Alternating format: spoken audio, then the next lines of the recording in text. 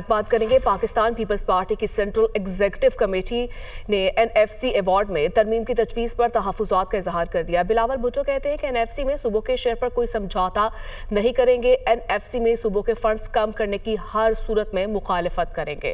Peoples party 27वीं तरमीम के 3 नुकात article 243 आईनी अदालत और जजेस ट्रांसफर पर हिमायत करेगी। चीफ इलेक्शन कमिश्नर और दोहरी शहरियत के मामले पर सीईसी में इत्तफाक नहीं हो सका।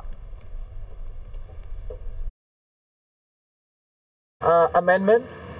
Constitutional courts, in the context of the government having conversations with us about what other aspects of the Charter of Democracy, constitutional courts, along with other provisions of the Charter of Democracy, वो भी मंजूर होगा। और जो transfer of judges के सवाल है, with the votes of the incoming and outgoing Chief Justice along with the Judicial Commission, उसका भी अगर नून लीग ये proposal मानता है तो ये भी मंजूर हो जाएगा। इसलिए पाकिस्तान पीपल्स पार्टी के वोट्स के साथ